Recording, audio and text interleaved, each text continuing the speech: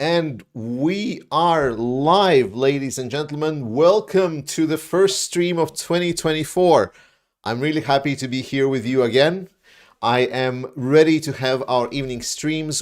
I am starting already working with a lot of other things, and there is a lot of plans that I have both for 2024, upcoming in January, and also further down the line. I want to start today by doing what we usually do, and I'm going to ask you to join me in saying huge thanks to the moderating team that we have on the Ukraine Matters channel, because without the moderating team, I'll remind you, we wouldn't have such a pleasant chat experience. We would have trolls to deal with. It wouldn't be so nice. Especially today, we have a very special occasion that we need to congratulate our moderating team. We have a new moderator in the moderating team. So please join me in welcoming Katie to the moderating team. I'm really happy that we now have one more person to be cheerful for, that stands up for and dedicates their time to both help this channel. Thank you, Katie. I appreciate it so much. Let's start. How are you doing, guys? How are you doing? I have amazing how would I say it, like inner motivation. Firstly, because I haven't heard the last song that I played. If you've been following me before, you know I play this song every time because it always kicks me into like the high gear. It really gets me going, and really it reflects on a lot of things about what it is with Ukraine. It kicks me into reminding myself as well sometimes that Ukraine has seen it, like in Ukrainians specifically, they have seen it all. They have been through hell and back. They understand how hard it is, but they already are, like, they have the balls of steel, if I can just start with being a little bit rude right away. And it's really what it is. Ukraine has all of the resolve, all of the dedication that is needed for them to win this war. Majority of my discussion on the channel and in talks with you, wherever we are, it's always about whether Western allies will supply Ukraine enough and for long enough so Ukraine can finally stand on its own two legs to defeat Russia until the end. Because unfortunately, Russia has been living on the huge stockpiles of ammunition and weapons from the Soviet Unions.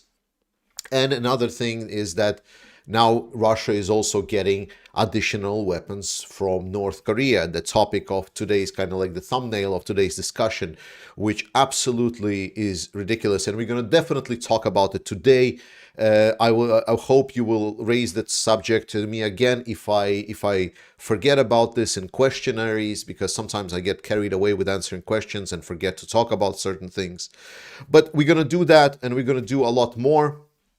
But tell me, how was your New Year's? How was things, and how do you feel going into 2024? What's your opinion on going into the 2024 for Ukraine? I know we have a questionnaire, and I would want to answer the question primarily, but if you have some kind of opinion to share, maybe write it in chat, and if I'll read it out, maybe we'll comment and talk about it if it's going to be interesting. Or someone, if you will not understand something about whether one scenario or another scenario would be happening, write it in the questions.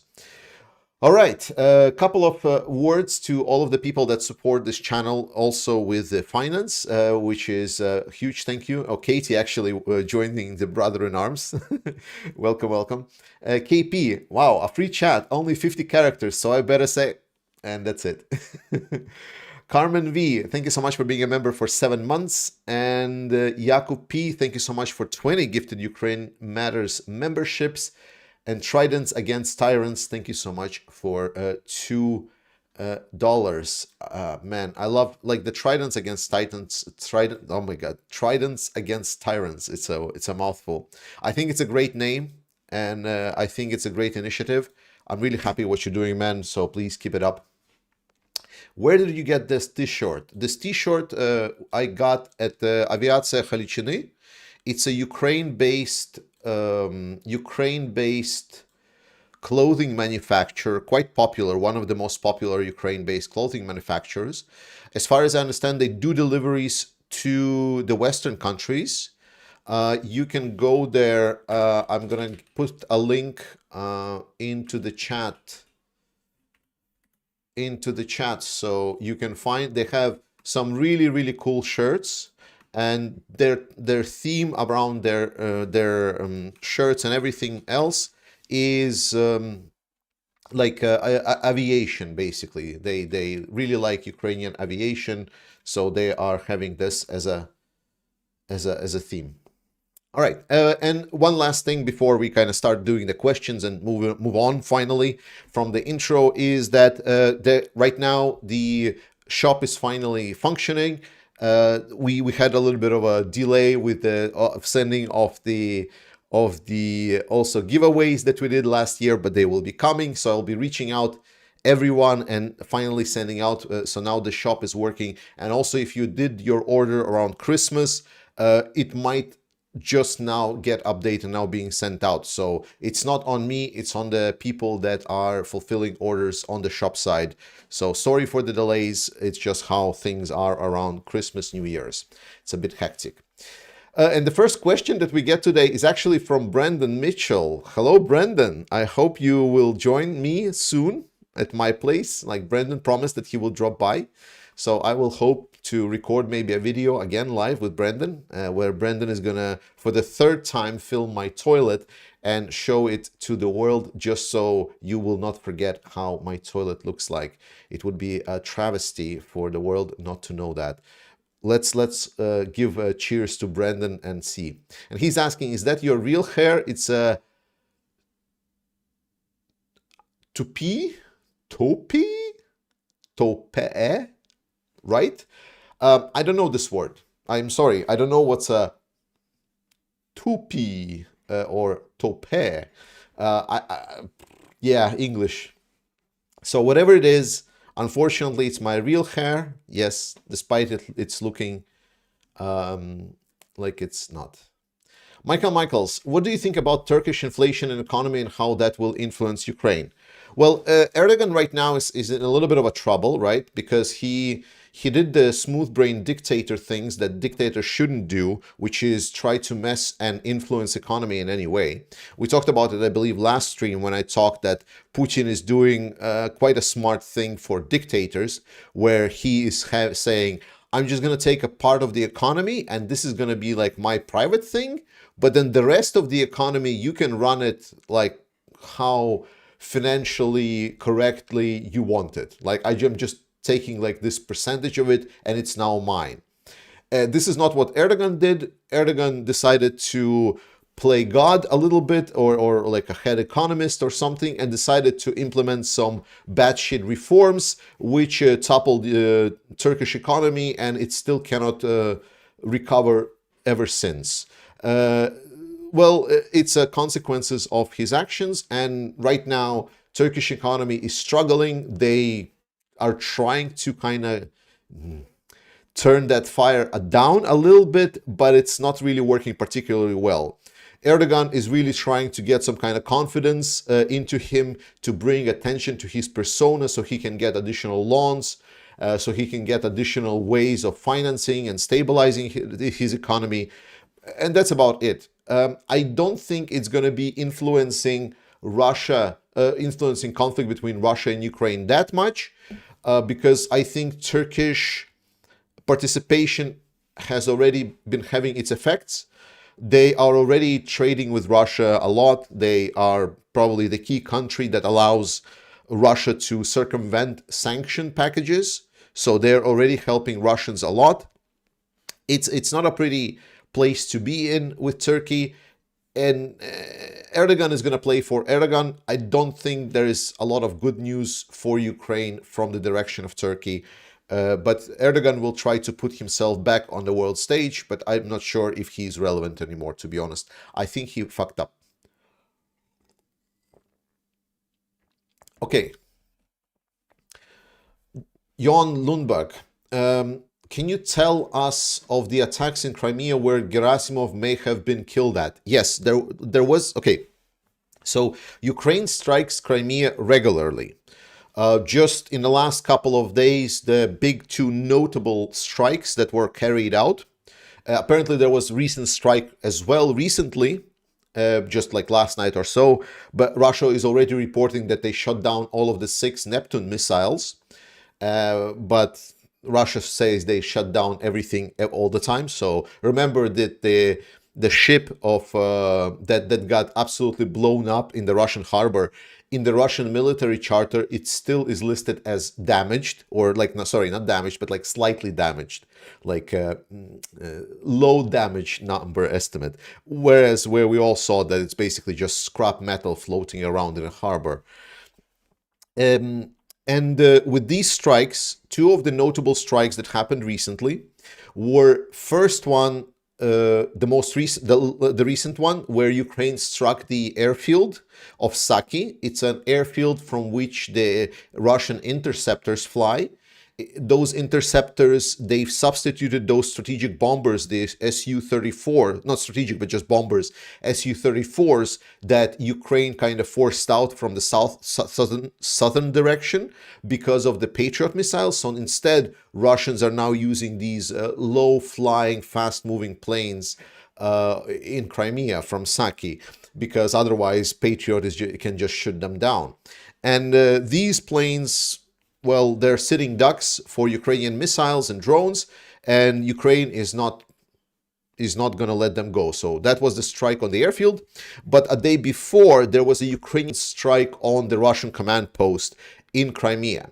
The messages that came out from there was that certain high-ranking generals, no, it was not generals even. It says high-ranking officers got killed in that strike, which is not an occurrence that did not happen before. It's not like super common, but it's kind of already happened. And if it happens again, that Ukraine can kill some certain high-level officers, that's nothing new.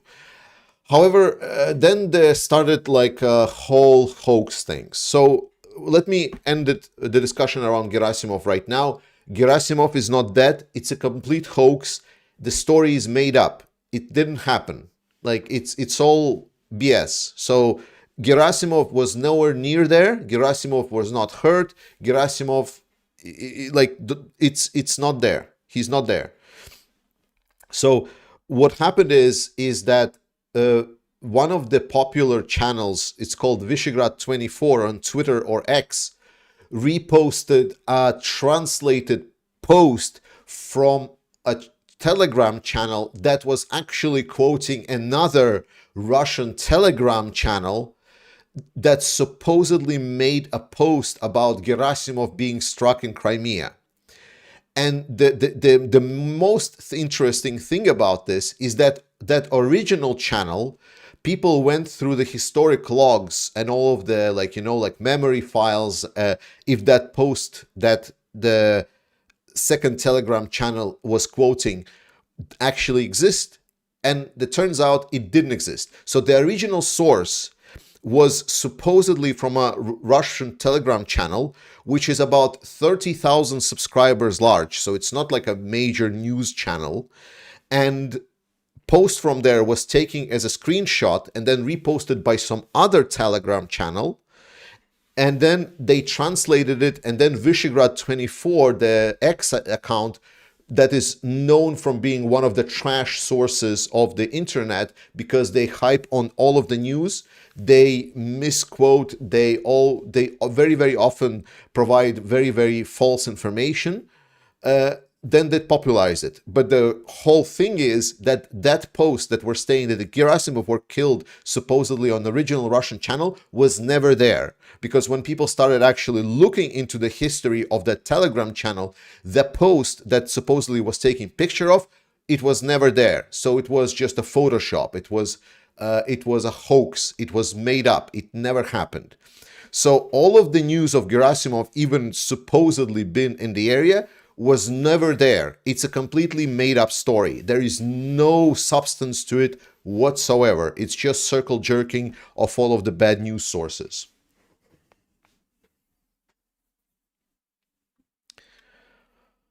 Yes. Are things only going to get worse for Russia still? Yeah, for sure. Absolutely. It is getting worse for Russia. Like, okay. So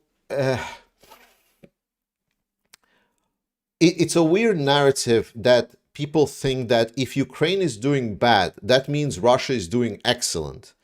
That is not true. That is not remotely what's happening. Things for Russia is going awful. I'm actually thinking one of the video formats that I need to kind of do, because it is a little bit underreported, is try to put forward, maybe translate and read aloud, and kind of walk you through some of the discussions into Telegram channels about what kind of problems there are in the Russian military, what kind of issues they're having, because I'm reading those things daily, but I think they're a little bit underreported upon, and therefore we kind of draw a picture from the media sources in the West, which paint a picture that, Russian military, oh, everyone is abandoning Ukraine, and Russian economy is doing so amazingly, and Russia has all of these allies. Oh, so Russia is winning. No, Russia is not winning. Russia is having things really, really bad. The tempo of their losses is stupendously high. Remember, the support from United States would allow Ukraine to very steadily defend against Russians and go on the offensive and kick the Russians out to get the victory for Ukrainians soon. However, it does not take away that without that help, Ukraine still has the ability to defend. Now, they will probably have a harder time defending. Most likely, they will have to abandon certain tactical or even operational level villages, settlements, defensive positions, and so on, because they're defending, and they're defending on a budget. However, they're still defending. They're still doing their job. They're destroying Russian army. And while it seems that the Russian military is never ending, that their stockpiles of the Soviet armors is never gonna dry down, that is not true. That is already happening. We are right now in a non-equal status where Ukrainians are trying to fight with a lot of skills, a lot of the technologies, a lot of really battle capabilities to fight, and Russians are just trying to fight with mass, trying to abuse the fact that Ukraine doesn't have the access to resources anymore that they have during the summer, and they need to conserve their resources. So now Russians are just using mass, and they're just sending that mass forward by essentially Putin being deluded on where he stands in this war, because the delusion of Putin has never ended. So when I see that Putin is so glad and he's so confident in his speeches, I am very happy. That means that he has learned absolutely nothing. So he will just continue drawing arrows on the map and saying, send these people in. Up until that point, when suddenly there will be no more like vehicles to support the people, when suddenly the artillery will not be there, and Russia doesn't have the capacity for production to sustain it long term. Now they're increasing their production, that is true. However, when we start comparing the numbers of that production increase to, for example, what Russia stated or what was actually even estimated they would reach, then they're reaching barely a third of what they were hoping to get. Right now, the discussion is that during 2024, Russia will get 2 million artillery shells produced. Well, with their way they fighting, they need over 10 million artillery shells to fight. They don't have that. So when you look at the things like this, like, are things going good for Russia? The answer is no. No, they're not. And we're going to touch about North Korea, because that is another thing, and we're going to talk about this just a little bit later. I have a whole thing that I want to talk about this. Yeah, Gerasimov, I already talked. What is your opinion on what might happen to Zaporizhzhia power plant if Russia would be forced to leave the plant? I heard that IAEA was again denied access to it. Yeah, because they're cucks. I mean, if Russia is forced outside of nuclear power plant, that there is no more Russians on the Zaporizhzhia nuclear power plant. It comes back to the lawful owner of Ukraine. So that's what would happen with the nuclear power plant. Not sure, like, what else? Like, are you expecting them to blow it up again? Like, are we going to that discussion again? Like, you made this panic, like maybe not you personally, right? But like all of the media, all of the complete hype around Russia, nuclear weapons, nuclear something, is just you panicking. So everyone who still considers that Russia will use nukes has not been paying attention and is just living in his own world of delusions and his own little world of fear. That's why we listen to the song the right before the start of videos. And I explained to you that Ukrainians are not afraid of anything anymore because they overcame their fear. They're still afraid, but they're overcoming their fear.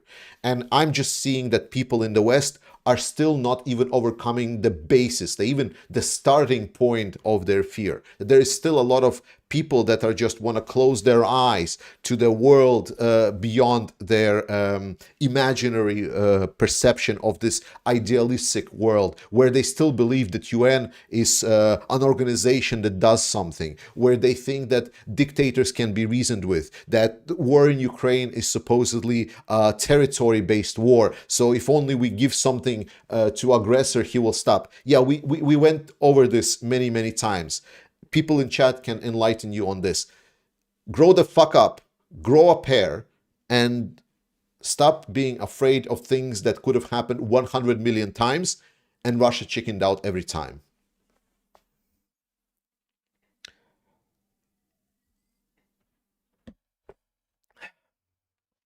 Okay, and again, next question. What do you think about the world doomsday clock being sent to the 19 seconds? Stop peeing your pants. That's what I think.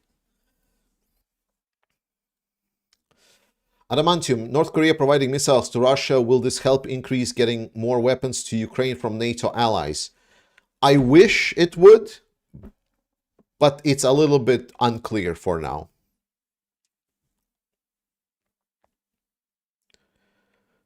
Yes. Chris Reid, I'd like to donate to Ukraine, but United 24 makes me choose where to spend it. I don't mind where it goes, wherever it needs, so that would be the best category to donate to it. Well, it's good that you asked, because so it happens, we are actually doing right now a campaign to get two vehicles for the Ukrainian armed forces, a very needed vehicles with drone protection and amazing ones. And we have this with the 69 Sniffing Brigade, and this is our current fundraiser. All of the money goes to the very relevant sources. It's a very, very efficient way how you can support Ukrainian armed forces. So if you want to support Ukrainian armed forces and you don't know how to do it, go follow this link with help99.co, and you will be in exactly the best place to support the Ukrainian armed forces right now. Oh, what a sellout. I love it. I mean, sellout for a good cause, so I'm okay with that. Derek, thank you so much for 50 Canadian bucks. I appreciate it. I just saw a report of German high-tech billionaire caught spying for Putin. Do you think this is just the tip of the iceberg in the West? It may explain reticence of the USA, Germany, etc. provide everything to armed forces has needed since February 2022. I mean, yes, partially. Look, billionaires love dictators because the billionaires, they know that they can have simple business working with dictatorships because they want things simplified. You know, working in a law-based economies is very problematic because there's so many laws that needs to be provided. Like, you need to provide a certain level of service. There's always the People Protection Acts. It's very costly, and also you need to pay taxes and so on. In a lot of dictatorships, it's very easy to work for them because they just pay the top guy, like a mafia boss, and then the top guy says, now you can do whatever. Like, you need slaves in your factory, it's fine. Just pay them like something under minimal wage, and if they will complain, we're gonna cut their gas off or something like this. You understand me, right? So it's this kind of approach. So for a lot of these ultra billionaires, it's very easy to work with dictators, and they are very happy to do so. And especially if we're talking, if it might be like a German based, where the interconnectivity of the dirty money from Russia with the German big business is incredibly large, large. That's at these points, like whenever someone says like, oh, Ukraine is a corrupt country, you just want to spit into their face. Yes, absolutely. Like, it's the tip of the iceberg and so on. But was it been a reason for Ukraine not getting things? I think there is like a layers upon layers of reasons why Ukraine was not getting things that it needs. And the same kind of layered reasons is why Ukraine right now is being scuffed for additional support, right? Especially like in the US, an internal problem that has nothing to do with Ukraine, but is now being taken hostage. So the lives of Ukrainians are now taken hostage for the internal politics of US.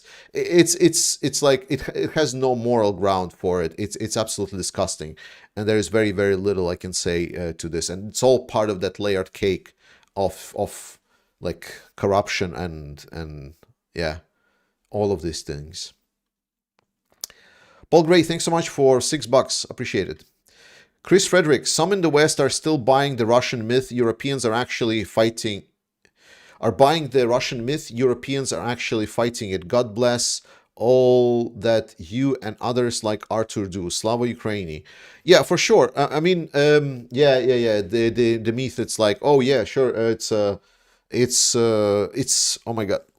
How do I put it in a good format? So, the knowledge, the perception of, okay, it's not our problem. It's something that America First guys talk about a lot. Like, it's not our problem, it's European problem. Let Europe decide it. Okay, good. Now, okay, and I'm going to transition now into the North Korean topic. This is a good kind of transition for it, so I'll get back to the questions as well.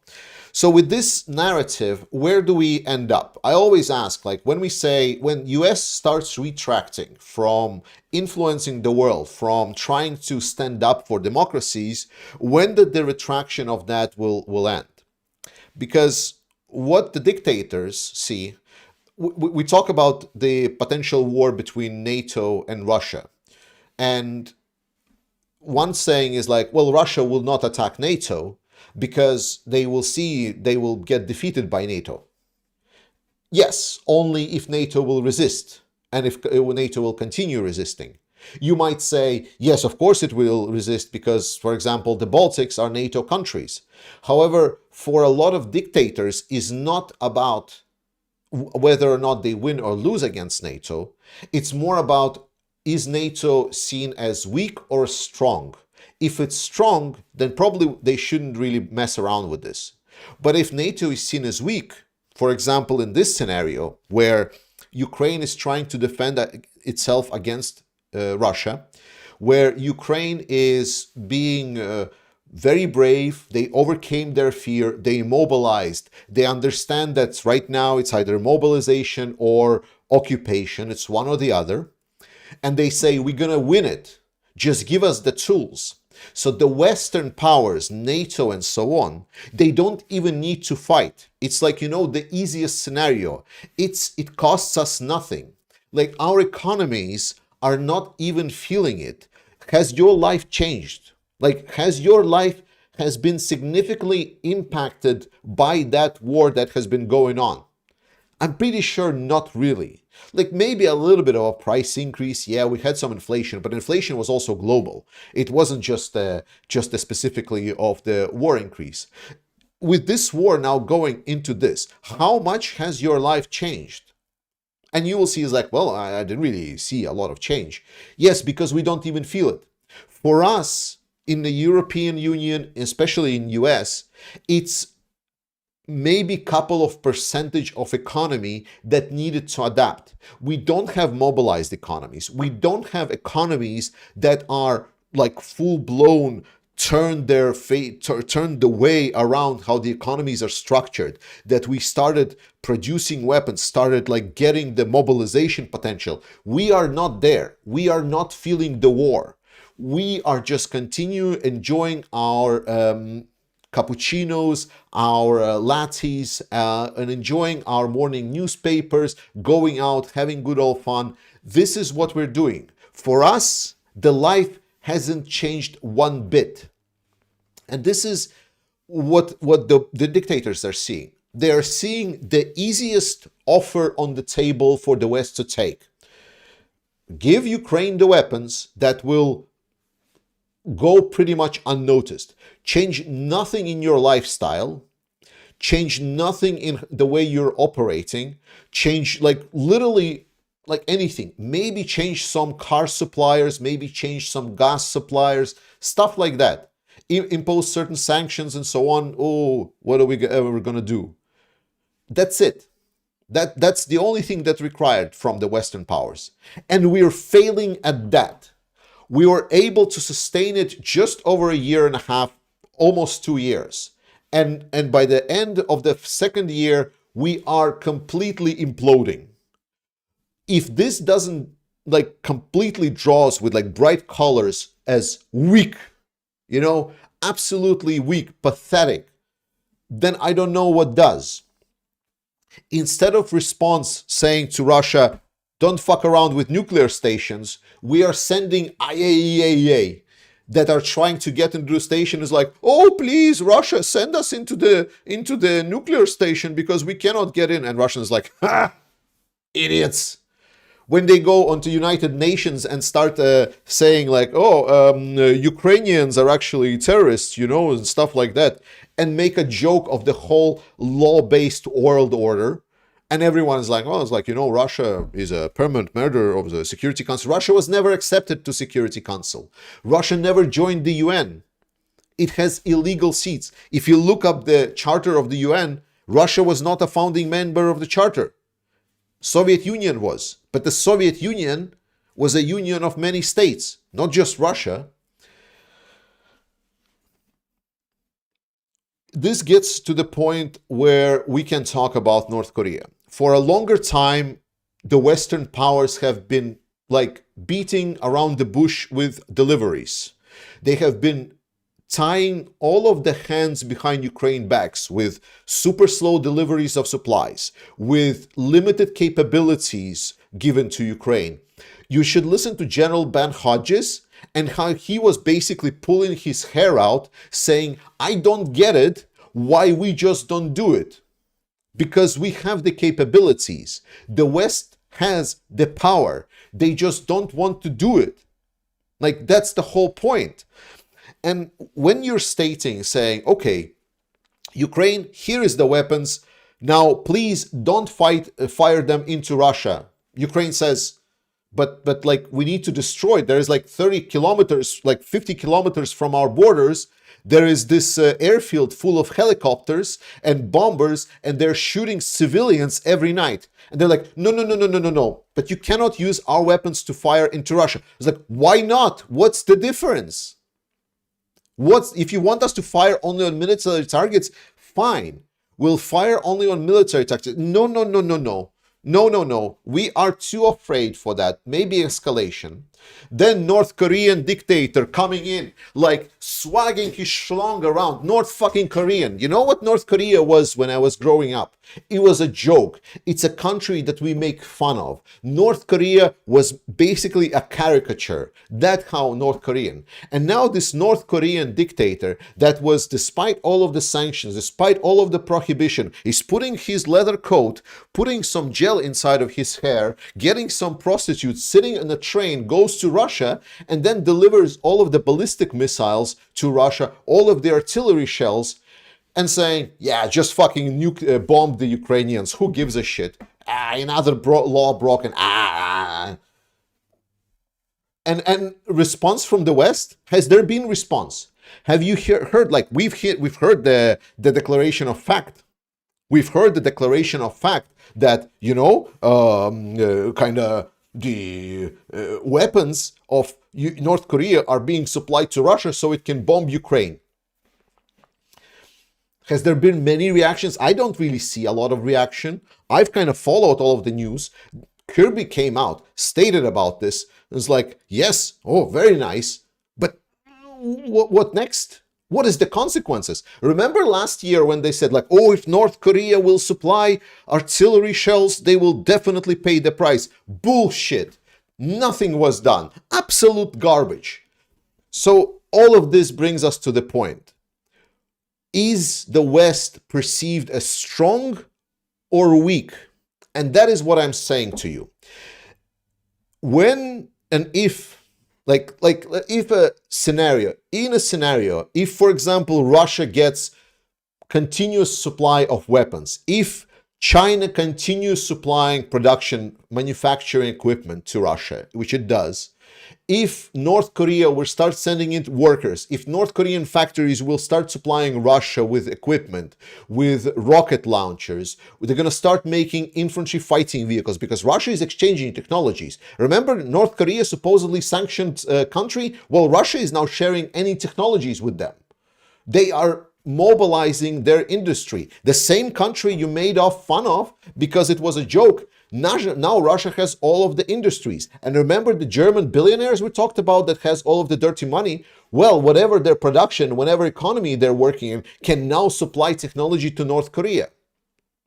So now North Korea will have a huge empowerment.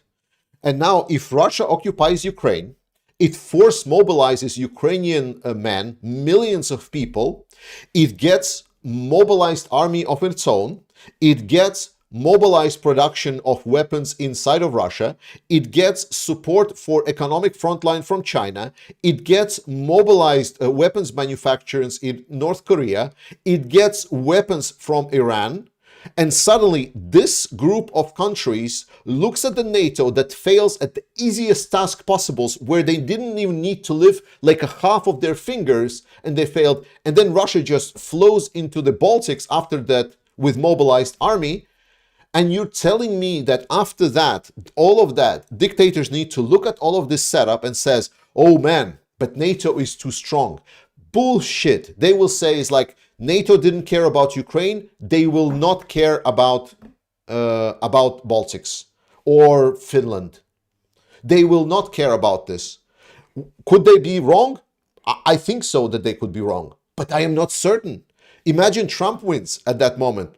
Like, yes, he cannot withdraw from NATO because right now, I believe the Congress and the Senate has put new law in that the president cannot unilaterally withdraw from NATO. But can he not order sending troops or send a minimum of troops and just not participate because it's the European problems? Yes, he can. Again, is NATO strong or weak in this scenario? That is the answer to the question with the North Korea, with everything. The question is not about Ukraine, right? There are possibilities. If there is not enough support for Ukraine, Ukraine cannot stand on its own. I thought that it's obvious. My always analysis has been made on the rationale that West is not stupid enough to just shoot themselves. Remember Prigozhin's coup, and we discussed how funny and dumb it was, how Prigozhin was doing the stupidest thing ever, that he almost already dethroned Putin. He only needed to go into the Moscow and just take the throne, and then he can rebuild the Russia in his image because Putin ran away. We talked and we laughed that he believed Lukashenko that there would be some kind of move away from that. Well, how dumb is a scenario in which you had the easiest job in the world, but because you were so fucked up in your own little disputes, in your own local problems that you cannot even understand that there is a potential existential threat above your head. That is a potential death sentence for the economies, not for the economies, for the Western model of life. Timothy Snyder talks a lot that democracies will have 2024 as a defining year. And I tend to agree. Maybe not for the same reasons, but I definitely see the pattern. So when I'm doing my analysis, I was estimating and hoping that one of the simplest decisions of not supplying help to Ukraine, the equipment to Ukraine, would not be taken. However, we are even failing at that. Sorry.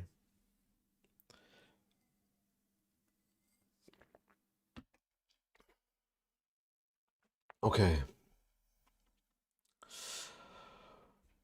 Whew. That was a lot. All right, that was the answer to North Korean missiles. Chris Rid, any updates on the command center hit near Sevastopol? I already had, already talked about this a lot. That it was nothing there, no Gerasimov, nothing.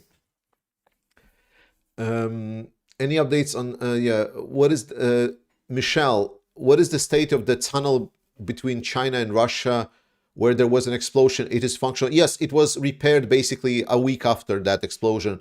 I talked about that the damage was not as significant. It was unfortunately was not as big as anyone was hoping for, and there's seemingly some kind of issues, so there is no additional explosions. I am happy that Ukraine has capabilities like this, but if they're not utilized, then the whole premise is kind of flawed, because it needs to be happening every day. It needs to be happening regularly. You cannot just blow up it once and then just forget about this. I kind of have the same problem with the Kerch bridge that Ukraine did. Like, I don't understand. Like, I understand this like a lucky shot mentality, that maybe if we blow it up and then it's gone, then everyone is happy. And because there was a, but I think, I mean, like, I don't know how these secret operations are planned, but like at my job, and how I think about, for example, if I would be organizing certain work, what I'm interested in working systems. So if something is done, it needs to be repeatable, and it needs to be repeatable constantly. So I don't know. Like, maybe I just don't understand how missions like these work. I'm just maybe lacking in understanding on the what kind of impact is expected. Sometimes I'm basing it too much on the logic. Is there a link to Fundraiser and how it's going? Yes, you can go to the link with this Fundraiser. Then you can just see how the Fundraiser is going. Yes, there is a like a whole line. We're very much over the half.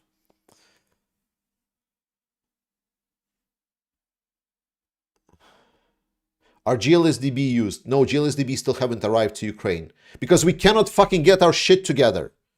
GLSDB was supposed to arrive last spring. Remember, they were supposed to be like an additional artillery supplement for the Ukrainian offensive. And they're like, oh, okay, maybe they're gonna arrive this spring. Fuck me. Like, this is what I'm talking about. Like, we talk big, like, not we, but like, you know, our politicians. We yap our jaw. Like, it would be much better in my perspective if we do less this and more actual work.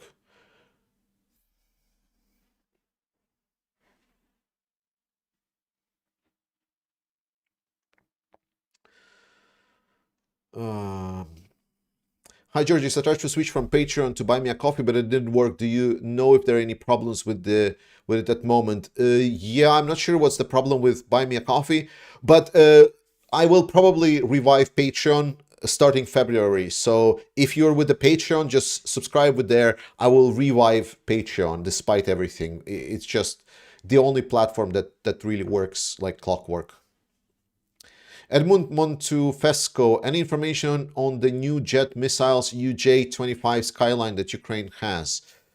I don't have any information on that, unfortunately. Not a big weapons guy.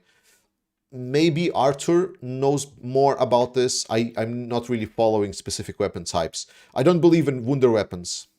Like, for me, it's like, for example, oh, like ATACMS will be delivered to Ukraine. My only question is like, okay, when is the first 1,000 arriving? You know, how often the supplies are going to get refurbished. So whenever someone says like, oh, what about like this system? Like that, for example, there was the discussion about the anti-air system that Australia is going to supply to Ukraine. And they're supposedly like going to send like, I don't know, 10 or 15 of these systems. I might be wrong on the numbers, I'm sorry. But for me, it's a little bit of a, you know, it's like, it's cool. It's a nice feature. It's a quirk. But Where's the systematic deliveries? Where are we talking about, like every month or every couple of months deliveries? How much is that?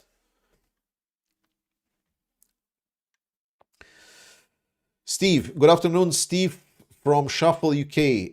Are you aware of the propaganda that Russia is selling holidays in Ukraine when the war is over? That is despicable. What are your thoughts? I mean, that's one of the least damaging propaganda narratives I've heard in a while. So they have been booking, like when they were marching on Kiev at the start of the war, they were calling into Kiev hotels and booking numbers there and saying that they will pay when they will arrive. So the Russian military. So it's nothing new. Morocco, what is that comes out of Putin's mouth? I know what you're going to say, but it's funny as hell to hear you. Thank you. You can continue listening to me. I'm continuously speaking and words are coming out of my mouth. Helen Dunn, Russia is clearly on a war footing, but the West is still oblivious in peacetime like in 1930s. Do you think that Ukraine can win an attrition war long term without US support? I think we need to define victories. Like in my perspective, victory is pushing Russians out of the Ukrainian territory. Can Ukraine win in any kind of foreseeable future, in any kind of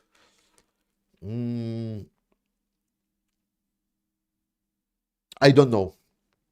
It's going to depend because this is the pure now warfare of economic potential. So obviously, if Ukraine has less economic potential, it's going to be problematic on its own. European countries are rising up, but I need to see in dynamic over the years what is the actual investment amounts, right? I want to see what's the actual investment because we hear news, we hear that Ukraine is doing contracts and so on, but I need to see this news and compare and see the dynamic growth.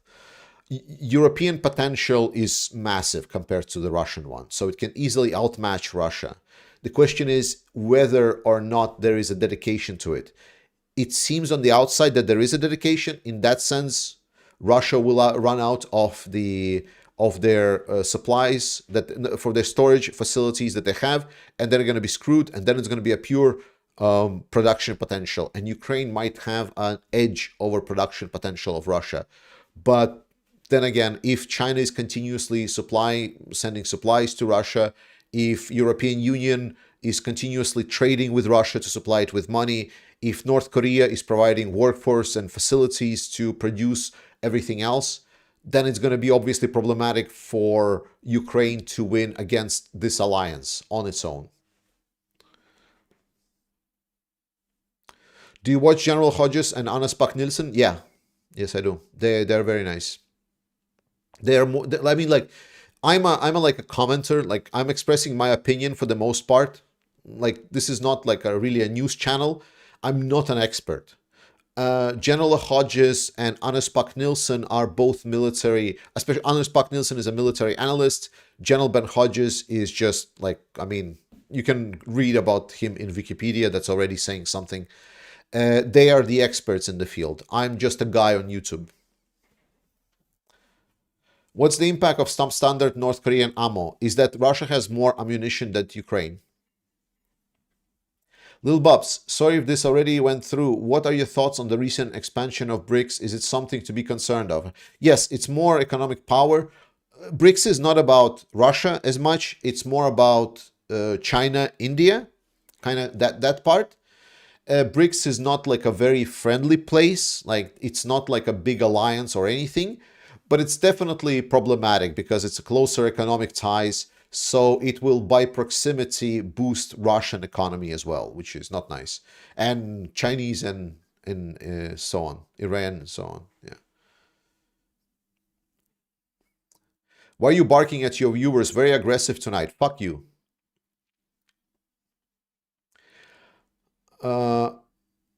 Heinz Davidsmith, do you think Russia will collapse into smaller sub-states? I think that we are still not there yet. Okay, why am I barking at my viewers? Let me explain. It's not about viewers. I love my viewers. My viewers are the best. What I am really annoyed by is that we fall into this weird holes of narratives that have no substance under it. Whether it's being afraid of the nuclear wars, whether it's being a discussion of the we should give Putin some territory, all of that garbage has no place to be discussed seriously because it has no serious basis. What I want to say is that's just how it is. Then again, I'm not a very nice guy. Like, if you came here for the sunlight and butterflies, I'm sorry, I'm an asshole. That's just how I am. That's like that is what surprised me, that there is over 2,000 people watching me right now. And I am not the best speaker. I'm a guy on the internet. We just talked about General Ben Hodges and Anders Nielsen. These people actually know stuff. Me, I just read, right? I just read, I look at the information, I analyze, and I'm a big asshole. Some people like that. Other people's don't. This is democracy. You know, you don't have to like me. Don't. Just support Ukraine. That's all I'm asking for. And well, some people continue watching me. I guess they're okay with that. Hail to the barf, yes, for sure. Understand that you trust in armed forces. Do you still trust in the USA? Yes. I recently watched Biden's speech, and it was very inspiring. I'm not a big fan of Biden. I think he is really weak. I think his strategy of trying to essentially turn Ukraine into this Afghanistan style, Vietnam style situation for Russia, I think he misunderstands Russia a lot. He misunderstands that dictators don't follow the same rules and internal critique rules as democracies. They're not working the same. And I think it's extremely flawed. But during that speech that he made, I believe it was with regards to January 6th and so on. I mean, he attacked Trump a lot. It's fine. It's the U.S. politics. But if you drop the U.S. politics part, which no, like not drop for U.S. people, like you decide on your own, you fight on your own who you support, Republicans, Democrats, you do that all the time anyway. But he was talking a lot about the U.S. that really needs to be. What I wanted to be is that I wanted to be a little bit less of this and more of an actions, obviously. So when I want like, oh, Ukraine should get F-16s, I don't want like, oh, Netherlands has 18 F-16s. Netherlands is gonna donate 18 F-16s. Cool. Why don't US do that? You know, like that's what I want. I want Ukraine to be number one. Or Ukraine. Well, I want US to be number one. It's because US is number one. And in that Biden speech, he was telling a lot about how fucking amazing US is. And I think that is what makes US US. And I was hearing a lot about that. It was very refreshing compared to a lot of the Trump speeches that talk about that it's not a problem, world is not problem. We should retract and we should maybe focus on some all internal small issues. I thought it was not very like US like. Again, you're free to disagree with that. Like it's your internal politics, because I know how sharply people react.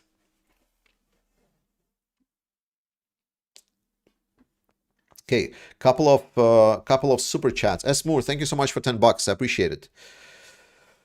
Jump on Panciotti or Panciotti, thank you so much for $10. China and Russia are spreading totalitarianism around the world. Use your rights where you still have them. Yes, absolutely true. Finflash, thank you so much for 100 kroners. Maybe you're not an expert of everything, but you are still the one-eye king in land of the... The words are failing me. But you are still the one-eyed king in a land of the blind. us viewers when it comes to Ukraine situation? Thank you, FinFlash. I think I understood what you meant. I'm just sharing my opinions. You know, if you like it, good. If you don't like it, it's also fine. You're free to disagree with me. That's democracy. Fuck yeah. A-holes for the world unite. Sean, thanks so much. This is outrageous. You're attacking your own audience. Yes.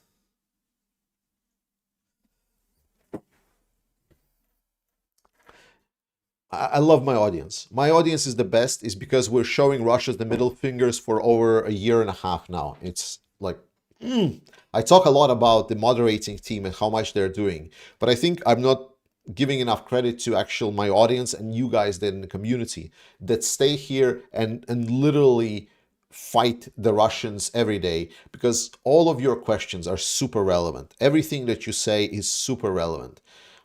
I understand where a lot of the questions that I get frustrated about are coming from, and I'm not the best person to answer it. Like, I'm not a, friendly, like a charismatic person. I'm just not like that. Sorry for that. But I still love you all. Mm. Do you think the 300 billion in frozen assets will be transferred to Ukraine this year? Where is that meme? Okay. Okay, so I have a meme for that. So about the 300 billion assets.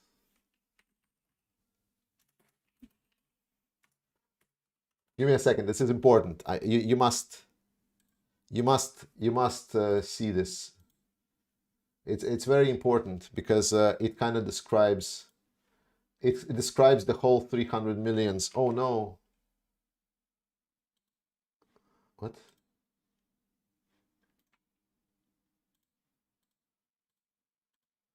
Okay, I found it on Reddit. There we go. There we go. So about 300 million, about 300 million that Ukraine is about to receive from the Western. This is how I feel. Oh, sorry, it's the other way around. So no, wait, no, it is this way. Yes, this is how I feel about this. It's like, it's like they are coming. They're almost there. Yeah, just a little bit more, and they're gonna happen. It's gonna happen. Yep. The 300 million. Oh, sorry, billion. Yes.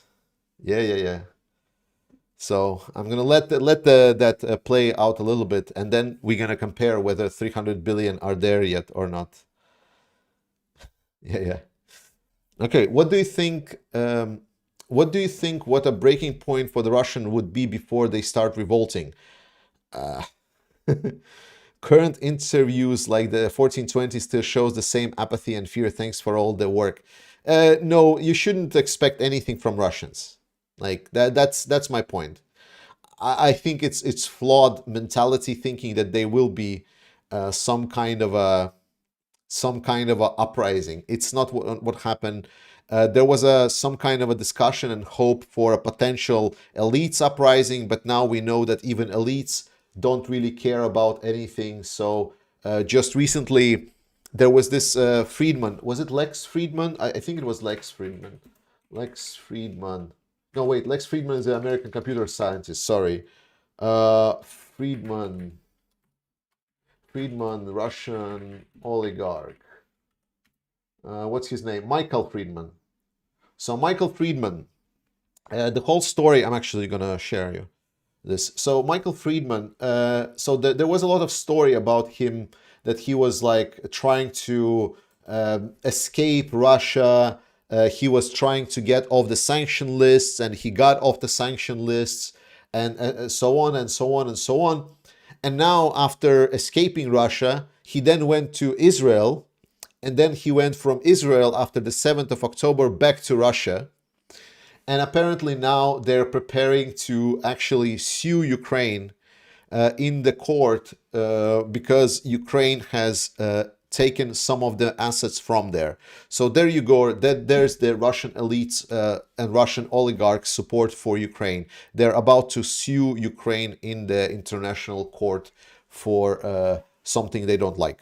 That's the Russian elites and how they are outraged at Putin in this war. Yeah,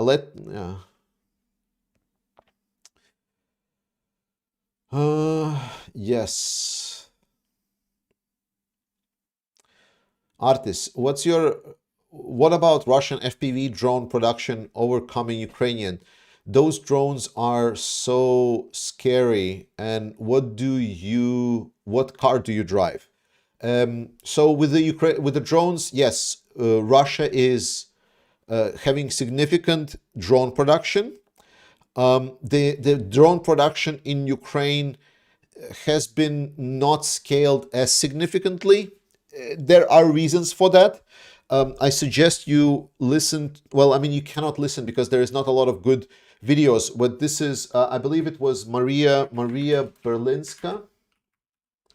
Yeah, Maria Berlinska. So she's very much into this drone theme in Ukraine. And if you understand Ukrainian or Russian, or maybe you can find some videos with her. I'm gonna actually show it on stream. Yeah, maybe you can find some of her discussions about drones and so on. And she's very much into that. And she was explaining a lot of the reasons why Ukrainian drone production is not yet scaled this way. In one sense, Ukraine is in a lot more favorable position, right, than Russia, because drone technology is evolving really, really fast. Russia is great at mass producing drone single drone types, right? So they, for example, have some certain successful models, either the FPV drones or the Lancet drones, and then they kind of improve on these technologies. However, they don't radically change or improve on the drones themselves. Ukrainians are driving innovation in drone technology non-stop. So while they maybe don't have the scale to produce certain models for drones, and this is kind of the question for the next year for Ukrainian productions, to select certain successful drone models and start mass producing them, the general drone advancements that are happening right now in Ukraine is kind of crazy. There is already right now has been video shown of, let me see if I have a video saved about this. No, I don't have a video saved, but give me a second about this. So Ukrainian naval drones, remember those, the ones that blew up Kerch Bridge?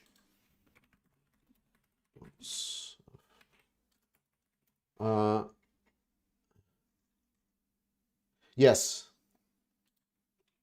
So there we go. I'm gonna show you on Shitter. So the naval drone that Ukraine has been using like this, they equipped that drone, so they added on the naval drone not just the explosives, but if you can see these white dots on the screen, that's missiles that this drone is carrying. So now this drone not only can float, not only it can execute suicide missions, it can also carry rocket ordnance. So it can fire missiles, like smaller missiles, short-range missiles, but missiles nonetheless. And now the discussion is, well, can we also put some kind of anti-air system on it? Can potentially drones like be mobile SAM units that can be used in the sea? So while Ukraine doesn't have maybe yet an advancement in scale of production of drones, it has significant successes in expanding the capabilities of these drones.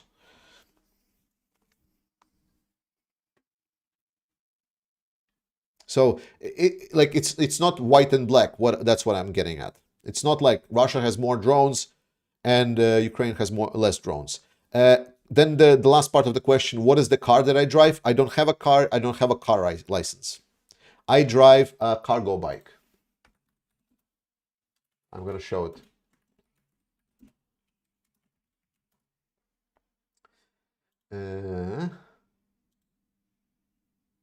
Yes, something like this. I'm driving a cargo bike like this. More precise, like something like this. Can I expand on it? No, I don't think so. Yes, this is my car.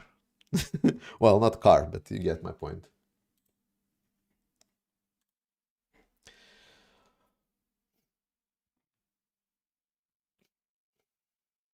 Mm, Gen consensus. I believe ordinary Russians, the poor, are hoarding food because they are fear on inflation. That's why egg prices have soared. What can you tell us about the conditions in Russia? Yes, I talked about the egg prices. This is a temporary state. Russian economy is um, it's running itself in debt, kinda, right? So the economy is floating only because Russia is investing into the weapons sector, into the war, but that's a one-way investments. They don't produce multiplicative effect of the economy, right? So it's not a massive investment, and it doesn't produce any kind of goods for the people. But it's a long-term problem. It's not a problem that will influence Russia in a short term. So we can say up to additional 5 years, Russian economy still has the legs to stand on. It will get worse and worse and worse for the regular Russian citizen, but that doesn't really influence the general output of the war. However, the additional investments into military will be more problematic.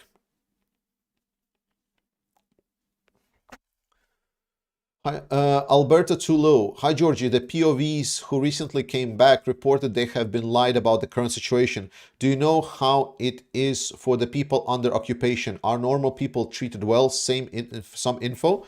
I mean, like every time Ukrainians have deoccupied territories, they have found torture chambers. In Kherson, some like you can just read UN reports about the liberation of Kherson. That's kind of paints you the picture.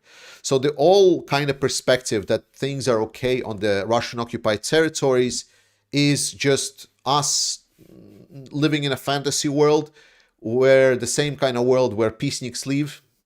So they think like, oh, while the war is not happening on TV, while it's not intruding into my life, then nothing bad is happening. It's like, the 3-year-old's sense of object permanence, right? If so far the pattern of the Russian occupation, we've seen that it's been torture, constant hunt for any kind of Ukraine supporting narratives, deposition, stealing of children, substitution of the local population with Russian immigrants, forceful teaching to the school children of the Russian manipulated propaganda history. All of that pattern, we are like with our low-level object permanence, we're like, oh wait, but like there is the border in between Ukraine and Russia, so like everything after that border is fine because we don't see anything. Any word on Cuba supporting Russian war efforts? I don't think it's such a big deal. I'm more worried about China and North Korea. Gotta be honest. Jay, so hey Georgie, what have you heard about the F-16 delivery from that was supposed to happen in December? Uh, I'm not sure about December. Like, definitely, I was not the one saying that there is going to be F-16s in December. If I was saying, I was lying to you. I was wrong. I don't think I was saying though. The Netherlands just recently came out with a statement that they're already starting the process of delivery. So they're preparing the F-16s for delivery. So most likely Ukraine will receive the first F-16s. I believe it's going to be 18 from the Netherlands, uh, probably in February, March, which is about when it was expected. Denmark has just stated that they will have to delay F-16s. I believe it is because of some of the Danish F-16s, they were not of the newer modernization. And I want to hope it is because of the rumors that we've heard that F-16s that will be delivered to Ukraine will be modernized.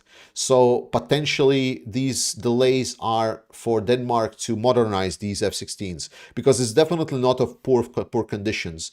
Danes have been very, very proud about their F-16 fleet, and it's been quite well maintained, unless I don't know something. So, but generally speaking, that's about the timeline that we were expected. I was not expecting that all of the F-16s will be delivered in spring. I believe it's going to be delivered like in batches over the year. So certain will be delayed, certain will be later. I mean, Belgian F-16s will arrive in 2025, most probably in autumn 2025. So, hi Georgie, Erdogan is delaying Sweden to enter NATO while Ukrainian pilots are training on JAS 39 Gripen. How long do you think this will go on? I mean, I don't know. It's Turkish politics. Erdogan needs political points, so Erdogan will try to pay as much attention to himself as he can. If it's gonna cost Sweden membership in NATO, he will still do it. Did you see the Kadyrov Scott Ritter Horde army video? Seems like computer graphics to me. No, I don't think it's computer graphics. Like there's plenty of people in Kadyrov's, but like they are police force, right? They're not real fighters. Like it's Kadyrov's personal army. They have some weapons, but they are not like a massive military power. For example, in the fields of Ukraine, they would be just slaughtered. It's a light infantry. It's pretty useless. They need weapons for fighting. So the fact that they can stand in line, well, good for them. And the fact that they were talking with the convicted pedophile Scott Ritter, well, that's just the absolute joke. Like, wow, a convicted pedophile is the best friend of Russia. I mean, that's pretty much telling. Pat, will Ukraine be able to make any significant gains this year? I don't expect so. Without the dedicated help from US, I don't expect. Any gains that Ukraine could make needs to be defined by the help from the United States. Edgar Stiarve, EU regulations in 2020, EU elections in 2024, since EU makes so many mistakes and EU could do more. Any thoughts on going into politics and fix things? Any thoughts on going into politics and fix things? Well, I mean, I vote in every EU elections because I can vote in EU elections. So I have been voting ever since we joined. So I'm very, very happy about my contribution to that. If you're asking about me joining politics, I would be awful politician. I am absolutely the worst. Like, I don't know how to speak, tolerantly. I don't know how to appeal to masses. I just talk shit. I'm just a loud mouth. So I would be the worst politician ever. Also, politician of what? Like of Latvia? I'm not living in Latvia. I don't represent Latvia. In Denmark, like I don't even speak proper Danish in my regular daily life. Like, I mean, I can speak Danish, but like it's pretty shit. So, yeah. I've never understood why NATO was able to go into Yugoslavia and make difference and can't go into Ukraine. Because nukes. That's the whole answer. Mati Hautameki. Foreign fighters and their families should get Russian passport. Russian minorities in neighboring countries grow, and then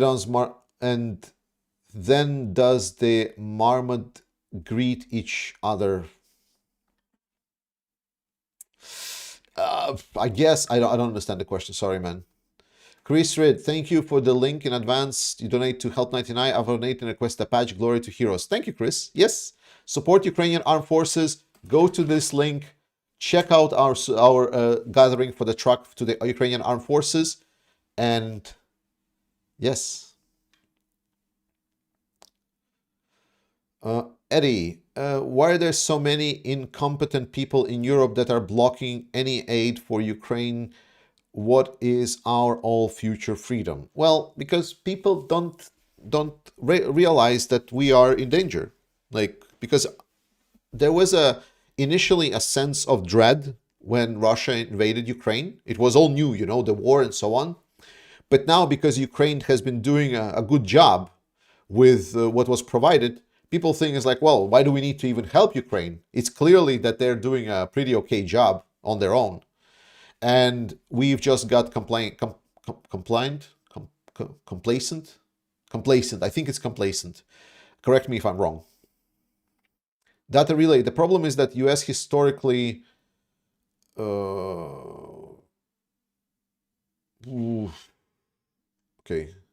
The problem is that US historically waits too long to get involved. Lusitania for World War I, Pearl Harbor for World War II, Lusitania, 9/11 for Islamic terrorism. Yeah, I mean, yeah, fair enough. But yeah, I know.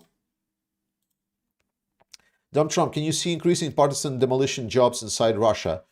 There are happening partisan demolition jobs every day.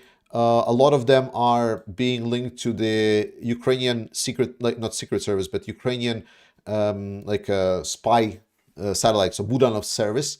They're regularly posting like videos from different towns and cities of Russia where they are like, we're working, like we're already here, we're targeting parts, so they're preparing. There are plenty of videos that come up like this. So yes, there is Ukrainian operations in Russia. The West is playing double game with Ukraine, which has failed Ukraine by not supplying more weapons to Ukraine. Yes. Jedimik, what's stopping 300 billion Russian oligarch money getting to Ukrainian military? Switzerland. Yes. Stephen Bendel, can the military build up in countries like Germany and Poland deter Russia? Again, this is close to the weakness of NATO, is that no country wants to risk their people. We've seen that no country, even the Baltics or Poland and so on, they're not sending their troops despite the fact that they can. So no one is going to risk it. And that's the whole point of weak NATO that I'm saying. If Russia just captures Baltics, will American troops be sent to die there? Like if Trump, for example, is president, will Trump send Americans to go die for Estonia? That's the question of the day. Why did Russia promise citizenship for service in military? Because it can promise anything to anyone. It doesn't mean that you need to hold yourself accountable. Like words are nothing. Jenimik, I don't think Putin is alive. He's not. Okay, that's a nice conspiracy theory, but let's try to get real. Little Bobs, I understand the Kerch Bridge is highly defended, but could you go into details on those defenses? To an ignorant observer, hitting a giant stationary target like that would be easy. Yes. So Kerch Bridge is multi-layered defensive target. It is protected by many layers of aerial defense. That includes longer range defenses, medium range defenses, and short range defenses. There are the radars are always watching. So radars are trying to see anything that is even closely trying to approach Crimean Bridge. No aerial target that can be sent to direction of that bridge can be, like, Ukraine doesn't have the capabilities to send those kind of aerial targets that would be hard to shut down for Russians in large enough quantities that they would overwhelm Russian air defense in the area, and that they would deal significant damage to the bridge. Bridges are not easy to blow up. The explosion, the latest explosion that only damaged one part of the road bridge, was 800 kilograms of explosives on the surface drone that exploded under the bridge, and it only damaged the bridge lightly. For a bridge to be taken down, if it's going to be an aerial attack, it cannot be just aerial attack by a couple of missiles. They're just going to get shut down. It needs to be a complex, coordinated attack, and it needs to be done in a way that the significant demolition would affect the bridge. If it's maybe just one missile that will make it, potentially that will do 0 to no damage to the Kerch Bridge. So right now, I don't really believe that Ukraine has the 100% capabilities to destroy that bridge. If US would supply ATACMS and Germany would supply Taurus missiles, potentially using some 20 of those, they could penetrate Russian defenses in the area. But all of the best things that Russia has, with the quantity that it has, they're having that multi-layered defense there. Like, I don't know how to explain it more. Like, it's a stationary target, yes, but it also means that Russia knows where they need to defend, right? What they need to defend.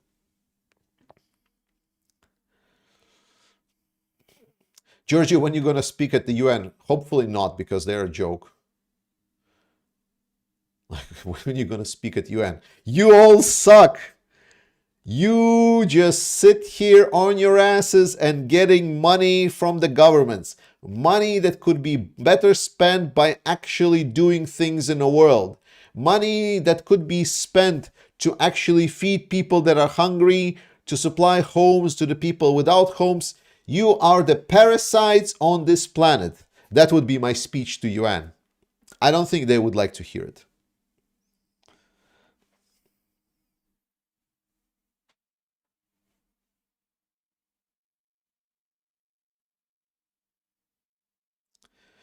Do you think the next leader of Russia after Putin would be similar to Putin or someone different? Depending what kind of Russia we're talking about. If it's going to be the same kind of, yeah.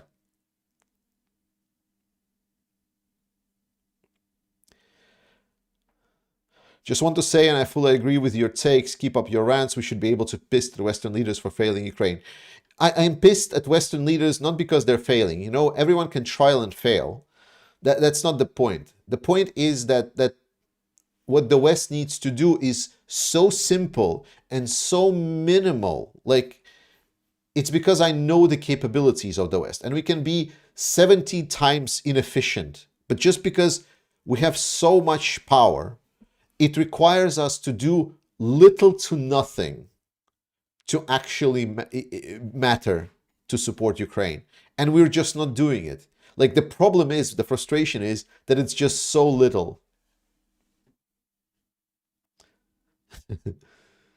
Biden speaks big but acts cowardly. Yeah, can't disagree with that. What if Orange Man ends up being elected? Love your energy. I mean, it's going to be problematic. It's mostly it's going to be a problem for US. I think. I mean, like, he literally states he doesn't want US to be a democracy. So, what about Orban? Fuck Orban. Hello, just got a new mic. Reports say that this is the best channel for setup tutorials. Could you help me with that? Yes. Eddie Brockhurst, if the USA only, or if the USA or any other country starts making and delivering military materials, then they also help their own economy, or am I wrong? No, you're not wrong, Eddie. You are completely correct. A lot of the investments into the military happens like this. Not the European ones, mostly for US. This is true because in Europe we are also benefiting, but in a lot other sense. But for US has quite significant stocks of a lot of weapons that they have no need for, like M113s, old APCs that pretty much serve their purpose. I'm taking those as examples. It can be missiles such as ATACMS that are now past their term of service, and they're just there on facilities. These weapons are old, and it would be very helpful to get those weapons replaced, because they're just there collecting dust, and actually US would need to pay to get those decommissioned and then build new weapons. So it would be built anyway.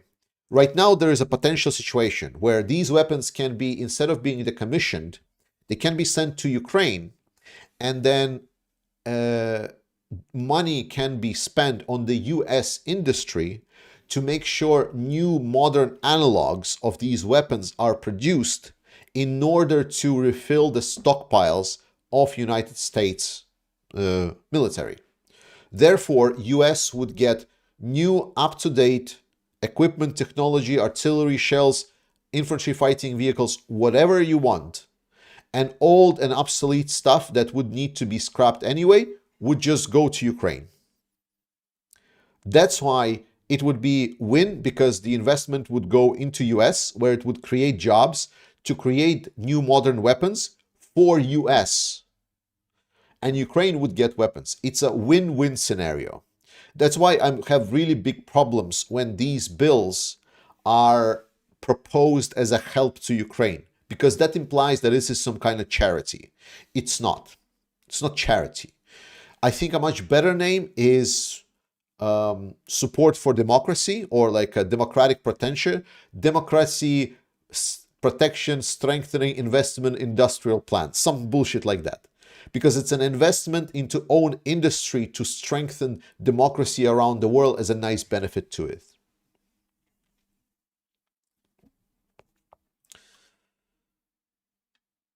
$300 billion will be given back to Russia. Well, okay, that's you like your opinion, man. I mean, it's not an impossible scenario, but like I don't know what's this premise is about them.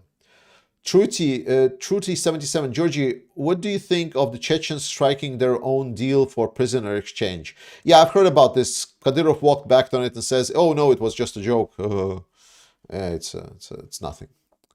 I mean, Ukraine is ready to exchange any people from Ukraine for against Russians. Just recently, they were able to exchange 230 people back to Ukraine, but any Ukrainians that they can get without sabotaging punishment for Russia for aggression, I think it's going to be great. Brian, thank you for your arrangement. Lovely. How does Ukraine resist in the occupied territories? Resistance movement, I mean. There are plenty of resistances. They are being advertised not to voice their opinions. There have been known cases where, for example, they'd taken videos and those videos were made public, and then Russia used locals and the cameras to track them down. They are prohibited to show any kind of public displays of their work. A lot of the targeting that Ukraine does by artillery on the occupied territories is thanks to these partisan activities, for example. There is a lot of things that are happening. Bad news, Badger. Danish people might not be the most fight-loving people, but we are number one in passive aggressiveness, whether it's flying Dnipro during Nazi occupation or breeding red. And so I know what you're saying, and I'm going to share with you now an experience that I had. So yesterday, I went out with a friend. Like my friends, like let's put it this way. Running this channel as a secondary job has its drawbacks, because I need to take the time somewhere to dedicate to work with this channel. Dedication of my time for this channel to work with this here came from my social life. It's non-existent. I only have basically time for working out, doing videos, doing primary work, and a little bit of board games with myself and my wife. Absolutely. And I don't have a lot of social life. So over the last year, my friend circle has been shrinking to the point where it imploded completely with a nice loud,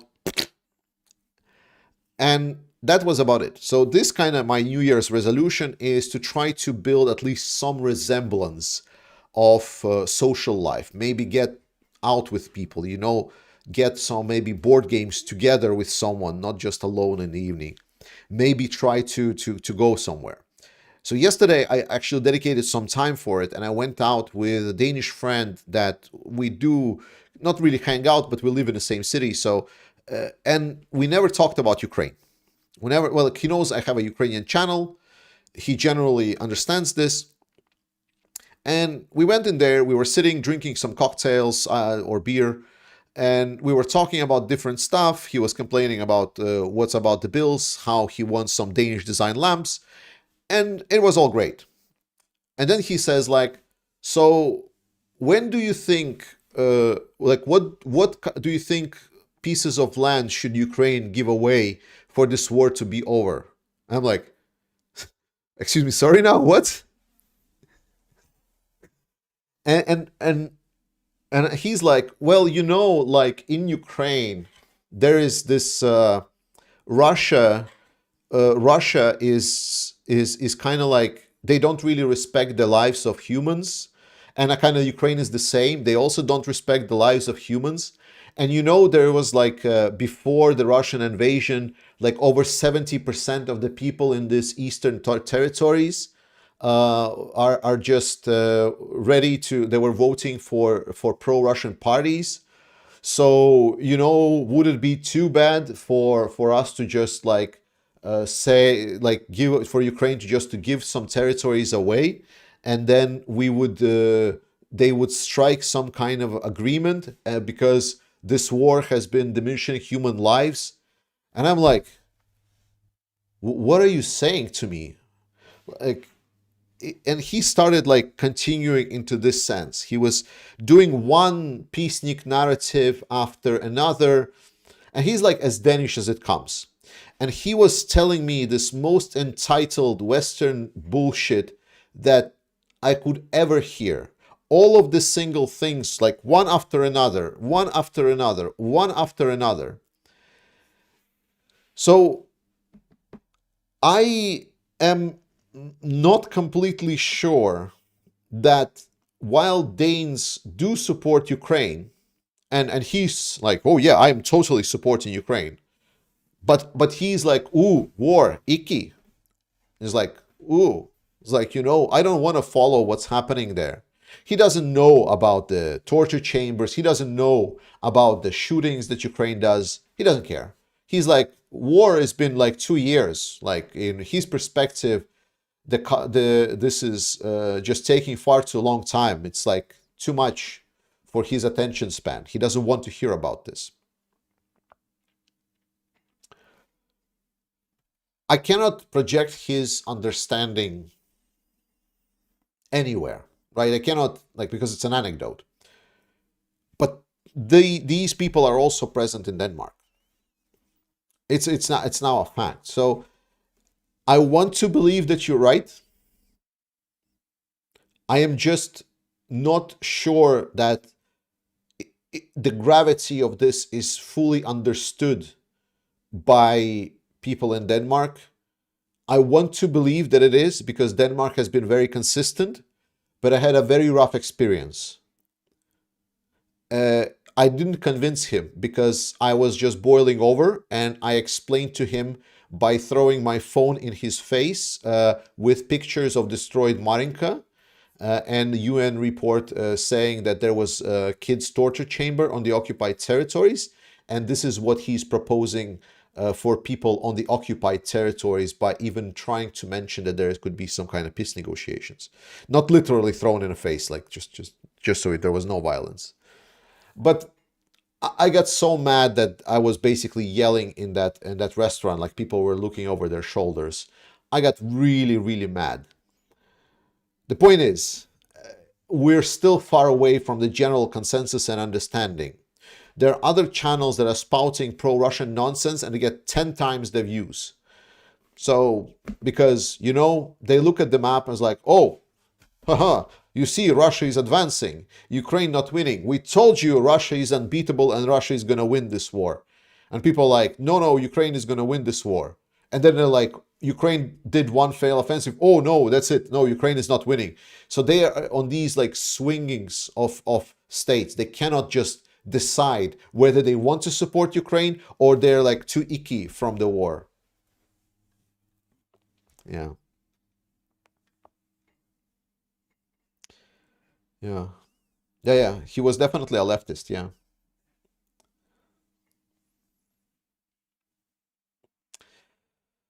All right. How long we are already ongoing?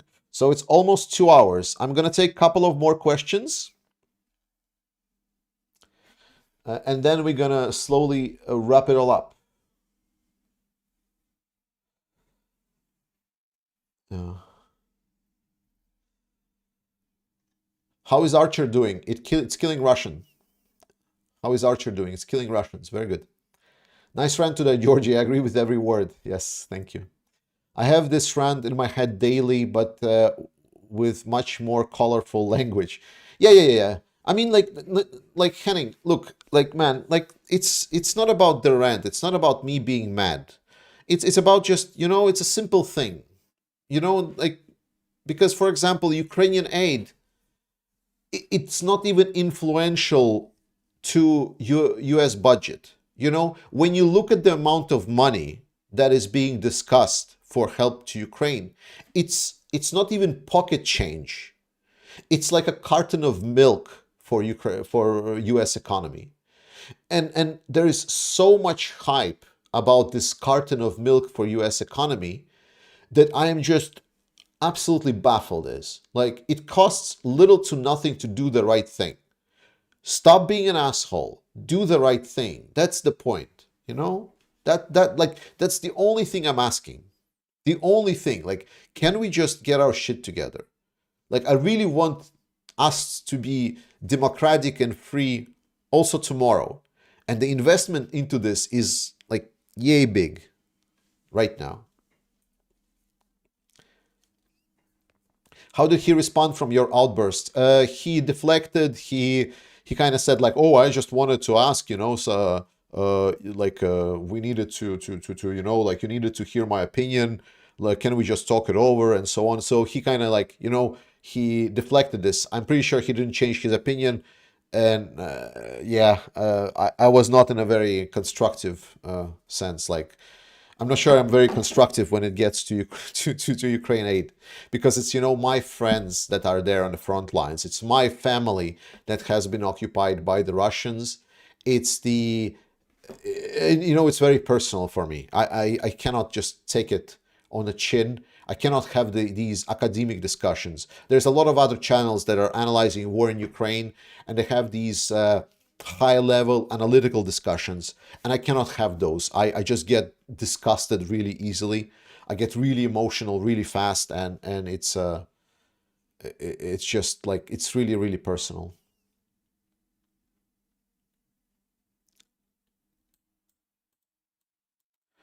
For your information, a percentage of GDP, the aid provided by US is number 12 on the list. Yes, but it's not a competition. That's the point. Like, I don't want it to be a competition. Who provides more? Why can't Ukraine block any ammo being moved to Russia? What? Why can't Ukraine block any ammo being moved to Russia? But by whom? By North Korea? I don't understand. I mean, Ukraine is moving ammo to the Russian occupied territories like this, but I don't understand the question. Do you think it would be possible to jerry-rig the cluster artillery shell to the Baba Yaga drone or similar type to be more precise drop to the cluster shells on the infantry? So two innovations I talked about today about the drone technology, and two innovations that are right now being appearing on the battlefield.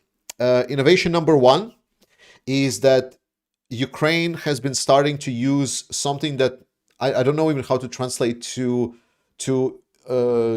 English, but it's like volumetric bombs. So it's the bombs that are taking up all of the volume inside of a trench. So for example, they fall in a trench and they just kind of follow the trench and they burn out everything, even if there is a curve in a trench. So for example, if it's a shrapnel bomb, it's not going to go after the bend in the trench. Volumetric, maybe it's not volumetric. I'm just kind of using the stupid language. It kind of flows with the trench and it burns everything down. That's the first thing. And second thing, there has been videos of Ukraine executing drone and using drones with the ability of carpet bombing. So there's about like 16 to 18 bomblets that the drone is having, and it flies by and it sees like camera and these bomblets like just drop like carpet bomb. So there is already thermobaric, maybe thermobaric, so and there's and basically those drones are doing carpet bombing. Plus, there was this drone with a relay that was having like a smaller drones, FPV drones attached to it. So like a big relay drone like a hub one, flies into the enemy territory far into this, and then would then use the smaller FPV drones to hit specific targets. So there are options on how to increase the payload, the amount of payload being delivered to the specific parts of the battlefield. So innovation is happening on the Ukrainian front line all the time.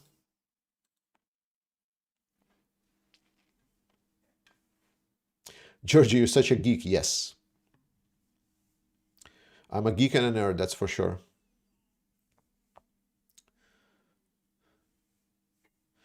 How many F-16s would Ukraine need to secure the original border? About 200.